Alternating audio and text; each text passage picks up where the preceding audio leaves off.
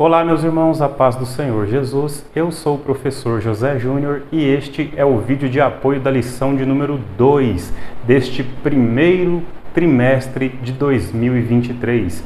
Esta lição de número 2 que traz o título de O Avivamento no Antigo Testamento.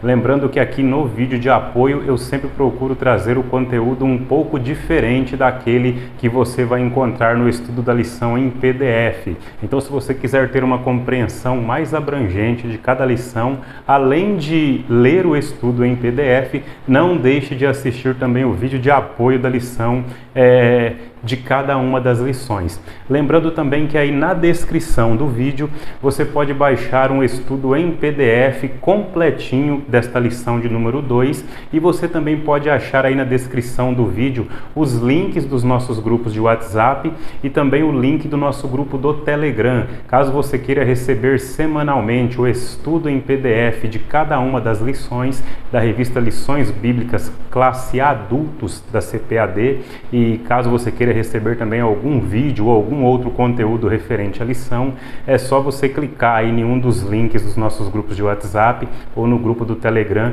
e fazer parte de um dos nossos grupos, que você vai receber toda semana, tá? Um estudo em PDF e mais algum outro conteúdo referente à lição. Eu vou deixar também aí na descrição do vídeo, irmãos, o link de um outro grupo intitulado Sal da Terra. É um grupo de WhatsApp. Este grupo ele é destinado a pessoas que querem receber uma pregação em vídeo e uma mensagem em PDF, ou minha ou de algum outro autor, tá bom? Se você quiser receber aí uma pregação todos os dias, uma mensagem em PDF, você pode estar fazendo parte também do nosso grupo Sal da Terra, cujo link está aí na descrição do vídeo, tá bom?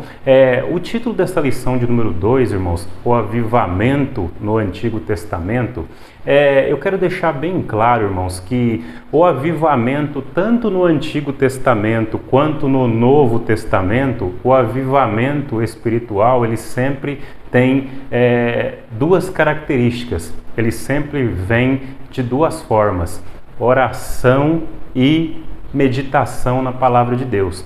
Tanto no Antigo Testamento quanto no Novo Testamento, o avivamento sempre vem quando a gente se dedica mais à oração e quando a gente se dedica a ouvir e a pôr em prática aquilo que nos ensina a palavra de Deus, tá bom? Eu quero deixar uma reflexão, irmãos, que está aqui em Atos capítulo 13. Nós vamos ler o versículo 1, 2 e 3. Eu quero mostrar para você como essa igreja aqui de Atos 13, ela era avivada, se comparada com a maioria das igrejas dos nossos dias.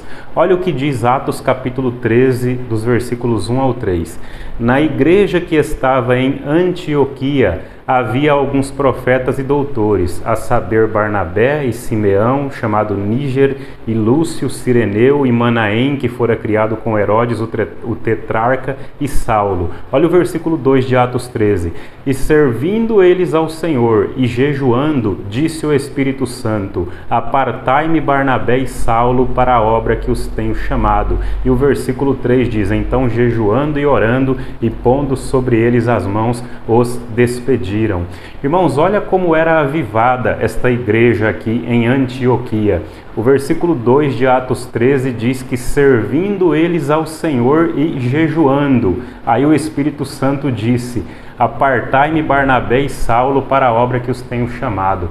Irmãos, essa igreja de Antioquia, que a gente vê aí em Atos capítulo 13, dos versículos 1 ao 3, ela era tão sensível à voz do Espírito Santo que o texto diz que os irmãos estavam servindo ao Senhor e jejuando, e certamente ali havia muita oração também e meditação na palavra de Deus. Os irmãos servindo ao Senhor e jejuando, eles ouviram claramente a voz do Espírito Santo. Certamente o Espírito Santo tomou algum deles ali, e eles ouviram claramente a voz do Espírito Santo dizendo: apartai-me Barnabé e Saulo para a obra que os tenho chamado. Irmãos, olha como era sensível a voz do Espírito Santo à igreja que havia em Antioquia. Naquela igreja pregava quem o Espírito Santo queria. Naquela igreja era usado em profecia quem o Espírito Santo queria. Naquela igreja era usado por Deus quem o Espírito Santo queria e para fazer aquilo que o Espírito de Deus queria. Se a pessoa tinha um salmo, era na direção do Espírito Santo. Se a pessoa queria cantar qualquer canção, era na direção do Espírito Santo. Se a pessoa quisesse trazer uma palavra, era na direção do Espírito Santo. Se a pessoa quisesse entregar alguma profecia ou exercer qualquer dom do Espírito, era sempre na direção do Espírito Santo, e não havia nenhum formalismo religioso ali que pudesse impedir a ação do Espírito Santo. O que é o formalismo religioso, irmãos, tão presente nas igrejas contemporâneas?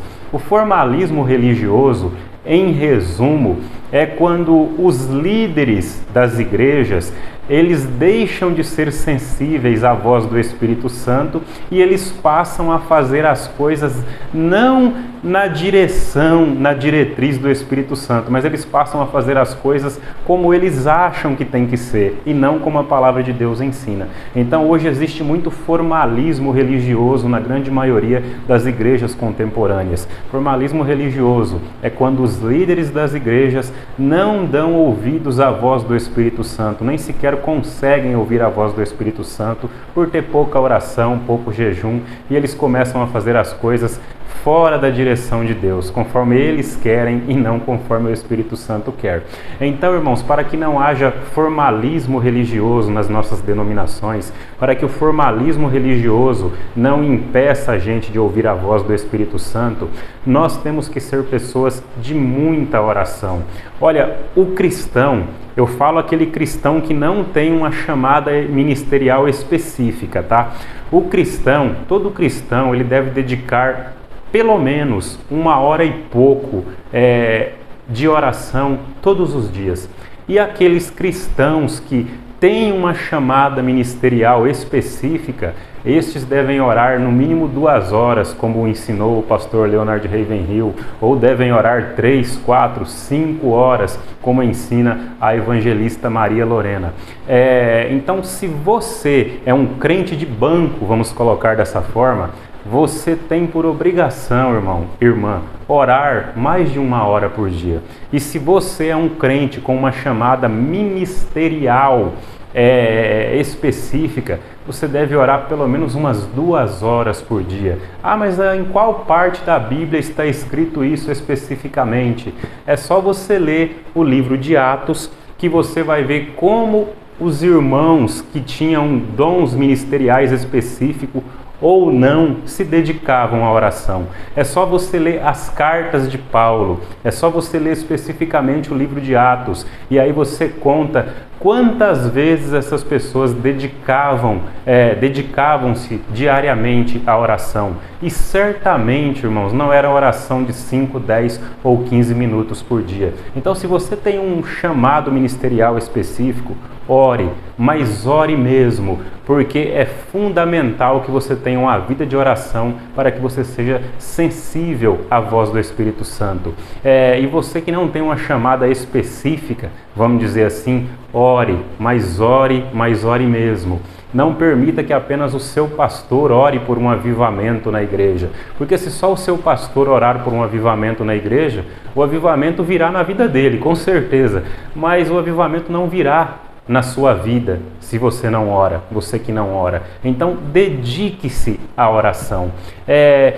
Antes de encerrar esse vídeo, irmãos, eu quero citar uma pequena reflexão para você que busca por um avivamento. Preste muita atenção. Conta-se que em determinado momento um capitão disse ao seu soldado: entre no carro e vamos dirigir. E o soldado disse: para onde vamos? E o capitão disse: simplesmente entre no carro e vamos em frente. E o soldado entrou no carro com o capitão do lado e o soldado começou a dirigir. E o capitão disse: aconteça o que acontecer, não pare, siga em frente. E haviam vários outros veículos na pista, carros, caminhões de grande e pequeno porte e vários outros carros. E começou a se formar uma tempestade no céu. E assim que a tempestade começou a se formar, o soldado percebeu que alguns carros já começaram a parar no acostamento. E o soldado disse: olha, já tem uns carros parando no acostamento, hein? A tempestade mal começou e tem alguns carros parando no acostamento. E o seu capitão disse: não pare, continue. E o soldado continuou, e a tempestade chegou e começou a ficar forte, e vários outros carros começaram a parar no acostamento. E o soldado disse: tem mais carros parando no acostamento. E o seu capitão disse: não pare, siga em frente. Depois de um tempo, a tempestade realmente começou a ficar muito feia, muito mais forte, de maneira que até alguns caminhões e ônibus também começaram a parar nos acostamentos. E o soldado disse: olha, até caminhões e ônibus estão parando, porque a tempestade está realmente muito forte, muito feia. Vamos parar também? E o seu capitão disse: não pare, siga em frente. Depois de um tempo, a tempestade ficou ainda mais forte, de modo que vários outros veículos pararam no acostamento e já haviam poucos veículos que estavam se arriscando a dirigir. E o soldado disse: capitão, é melhor a gente parar, está ficando muito, muito feio o negócio. E o capitão disse: não pare, siga em frente. Depois de um tempo, quando a tempestade estava ainda mais forte, o soldado disse para o seu capitão: capitão, vamos parar, está muito forte. O capitão disse: siga em frente. Depois de um tempo, quando não havia quase visibilidade alguma na pista, o soldado disse: capitão, eu não estou mais conseguindo dirigir, não estou aguentando mais, vamos parar. E o capitão disse: siga em frente, aconteça o que acontecer, não pare. E o soldado continuou e continuou com muita dificuldade. O soldado disse: capitão, não estou mais aguentando. E o capitão disse: continua, siga em frente. Depois de mais algumas horas, a tempestade começou a diminuir a sua força e eles começaram a enxergar a luz do dia. E continuaram dirigindo, e quando o dia amanheceu, o capitão disse ao seu soldado: agora você pode parar. E eles pararam e desceram do carro, e o capitão disse ao seu soldado: e agora, observe quem está vindo atrás de nós. E o soldado olhou para trás e não viu ninguém. Eles estavam sozinhos. Todos haviam parado em algum momento da tempestade. E o capitão disse ao seu soldado: você entendeu agora a importância de não parar? Alguns pararam simplesmente quando a tempestade estava começando. Outros pararam quando ela aumentou a sua força. Outros pararam quando ela realmente estava feia. E por fim, você olha para trás e pode ver que não veio ninguém atrás de nós. Só viemos nós. Irmãos, qual é a moral dessa história? O capitão representa Jesus e o soldado representa você. Então Deus te diz: aconteça o que acontecer, não pare na sua caminhada cristã, não pare de orar, não pare de jejuar, não pare de ir na igreja, não pare de ser igreja, que é o mais importante, não pare de buscar a Deus. Busque por um avivamento espiritual, se intensifique na oração, como diz uma missionária que eu conheço. Se você já ora, ore mais. Você não conseguirá ser um cristão útil para a sua igreja orando menos de 1 hora por dia. Você não conseguirá ser um cristão útil para a sua igreja abrindo a Bíblia só nos dias em que tem culto. Então, aconteça o que acontecer, ore mais, jejue mais, busque mais. Aconteça o que acontecer, o seu capitão, Jesus, te diz: aconteça o que acontecer, siga em frente, eu estou com você. Então, aconteça o que acontecer, não pare, busque por um avivamento. Que Deus abençoe em nome de Jesus e até a próxima.